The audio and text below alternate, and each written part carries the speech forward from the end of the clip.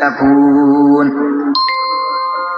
ইয়া আইয়ুহাল্লাযীনা আমানু হে ঈমানদারগণ কুতিবা আলাইকুমুস সিয়াম তোমাদের জন্য রোজা ফরজ করা হয়েছে কামা কুতিবা আলাল্লাযীনা মিন ক্বাবলিকুম যেমন ফরজ করা হয়েছিল তোমাদের পূর্ববর্তীদের উপর লাআল্লাকুম তাত্তাকুন আশা করা যায় তোমাদের মধ্যে তাকওয়ার গুণ ও বৈশিষ্ট্য জাগ্রত হবে।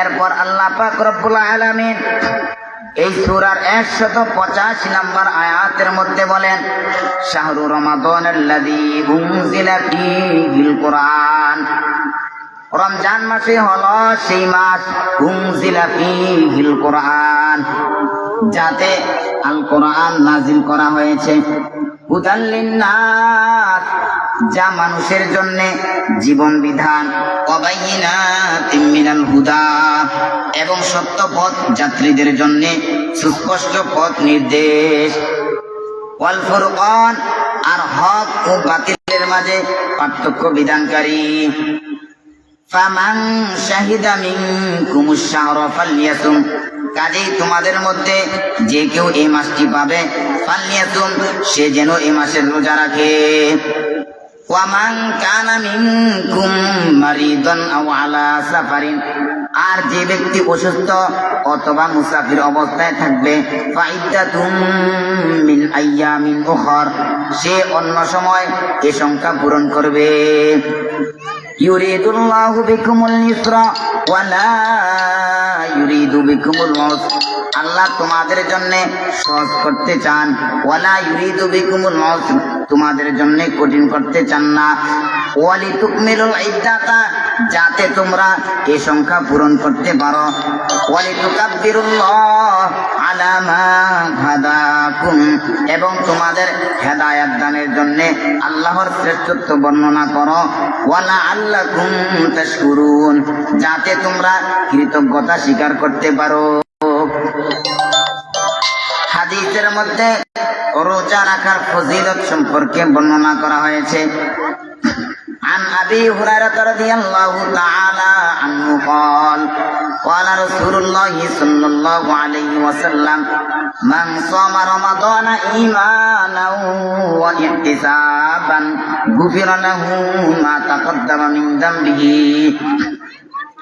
আবু হুরায়রা রাদিয়াল্লাহু তাআলা আনহু হতে বর্ণিত তিনি বলেন ক্বালা রাসূলুল্লাহ সাল্লাল্লাহু আলাইহি ওয়াসাল্লাম আল্লাহর রাসূল সাল্লাল্লাহু আলাইহি ওয়াসাল্লাম বলেছেন মান সামা রমাদানা ঈমানাও ওয়া ইহতিসাবান যে ব্যক্তি রমজান মাসের রোজা রাখে ঈমান ও চেতনা সহকারে সওয়াবের আশায় গুফিরা লাহু মা তাকদ্দামা মিন যামবিহি তার পূর্ববর্তী গুনাহ মাফ হয়ে যায় সুবহানাল্লাহ।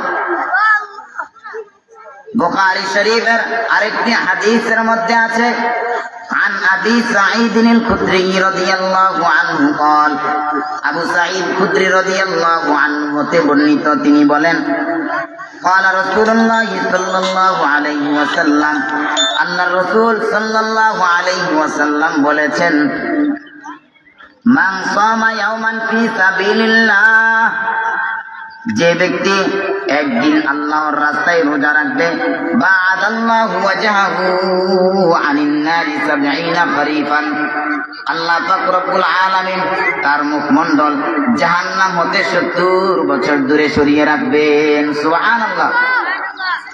এরপর হাদিসের মধ্যে রোজা রাখার গুরুত্ব সম্পর্কে বর্ণনা করা হয়েছে আবু হুরায়রা রাদিয়াল্লাহু তাআলা আনহু হতে বর্ণিত তিনি বলেন আল্লাহর রাসূল সাল্লাল্লাহু আলাইহি ওয়াসাল্লাম সাহাবায়ে কেরামদেরকে বলতেছেন আতাকুম রমাদানুন শাহরুন তোমাদের মাঝে রমজান মাস উপস্থিত মুবারাকুন এটি এক অত্যন্ত বরকতময় মাস ফারাদাল্লাহু আযজা ওয়া জাল্লা আলাইকুম সিয়ামাহু আল্লাহ পাক রব্বুল আলামিন এই মাসে তোমাদের প্রতি রোজা ফরজ করেছেন তুফতাহু ফীহি আবওয়াবুস সামা এই মাসে আসমানের দরজাসমূহ উন্মুক্ত হয়ে যায়।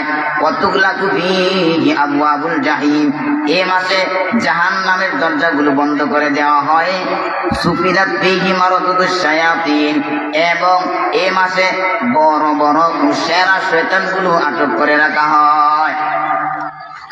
লিল্লাহি ফীহি লাইলাতুন খায়রুম মিন আলফি শাহর, এই মাসে আল্লাহর জন্য একটি রাত আছে খায়রুম মিন আলফি শাহর, যা হাজার মাসের চেয়েও অনেক উত্তম। মান হুরিমা খায়রাহা, যে ব্যক্তি এই রাত্রির মহাকল্যাণ লাভ হতে বঞ্চিত থাকলো, ফাকাদ হুরিমা, সে সত্যি বঞ্চিত ব্যক্তি। আরেকটি হাদিসের মধ্যে আছে, আন আব্দুল্লাহ ইবনে আমর রাদিয়াল্লাহু আন্না রাসূলুল্লাহ সাল্লাল্লাহু আলাইহি ওয়াসাল্লাম قال, আব্দুল্লাহ ইবনে আমর রাদিয়াল্লাহু আনহু হতে বর্ণিত, তিনি বলেন আল্লাহর রাসূল সাল্লাল্লাহু আলাইহি ওয়াসাল্লাম ইরশাদ করেছেন, আসিয়ামু ওয়াল কুরআনু ইয়াশফাআন লিল আবদি, রোজা ও কোরআন রোজাদার বান্দার জন্য কিয়ামতের দিন শাফাআত করবে। সুবহানাল্লাহ। ওয়া ইয়াকুলু সিয়াম, রোজা বলবে, হে আল্লাহ, ইন্নী মানাতুহুত তাআমা ওয়াস শাহওয়াতি বিন-নাহার, আমি এই ব্যক্তিকে দিনে খাবার ও অন্যান্য কামনা বাসনা থেকে ফিরিয়ে রেখেছি। ফাশাফিনি ফি, অতএব আপনি আমার সুপারিশ গ্রহণ করুন। ওয়াকুলুল কোরআন, এরপর কোরআন বলবে, হে আল্লাহ, মানাতুহু নাওমা ওয়াল লাইলি ফাশাফিনি ফি, কোরআন বলবে, হে আল্লাহ, আমি এই ব্যক্তিকে রাতে নিদ্রা থেকে ফিরে রেখেছি। ফাশাফিনি ফি, অতএব আপনি আমার সুপারিশ গ্রহণ করুন। ফায়ুশাফাআন, অতঃপর আল্লাহ পাক রব্বুল আলামিন তাদের অর্থাৎ কোরআন রোজার সুপারিশ গ্রহণ করবেন।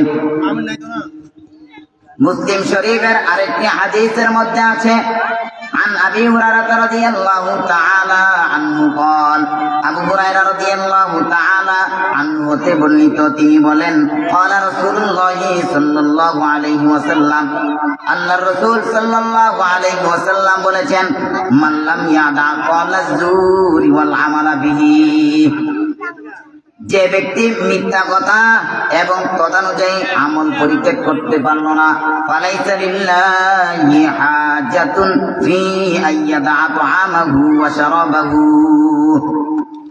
তবে এমন ব্যক্তির পানাহার পরিত্যাগ করার ফালাইসা লিল্লাহি হাজাতুন, আল্লাহর কোনো প্রয়োজন নেই। হাদিসের মধ্যে রোজাদারের জন্য বিশেষ দুটি খুশির কথা বলা হয়েছে। আবু হুরায়রা রাদিয়াল্লাহু তাআলা আনহু হতে বর্ণিত, তিনি বলেন, আল্লাহর নবী সাল্লাল্লাহু আলাইহি ওয়াসাল্লাম বলেছেন, আদম সন্তানের প্রতিটি নেক আমলের সওয়াব 10 গুণ হতে 700 গুণ পর্যন্ত বৃদ্ধি করা হয়। সুবহানাল্লাহ। কিন্তু আল্লাহ পাক রব্বুল আলামিন বলেছেন, রোজা এই সাধারণ নিয়মের ব্যতিক্রম, কেননা তা একান্তভাবে আমারই জন্য, অতএব আমি যেভাবে ইচ্ছা আমার যেভাবে খুশি এর প্রতিফল দেব। কেননা রোজা পালনে আমার বান্দা আমার ওই সন্তোষ বিধানের জন্য স্বীয় ইচ্ছা বাসনা ও নিজের পানাহার পরিত্যাগ করে থাকে। এরপর আল্লাহ রাসূল সাল্লাল্লাহু আলাইহি ওয়াসাল্লাম বলেন, লিসাইমি ফারহাতান, রোজাদারের জন্য দুটি খুশির সংবাদ রয়েছে।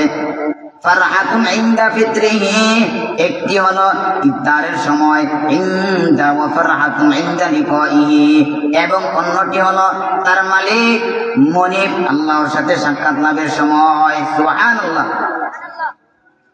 ওয়ালা কুলুফুন ফামিস-সাইমি আতয়াবু ইনদাল্লাহি মিন রিহিল মিস, নিশ্চয়ই জেনে রেখো রোজাদারের মুখের গন্ধ আল্লাহর নিকট সুগন্ধি হতেও অনেক উত্তম। সুবহানাল্লাহ।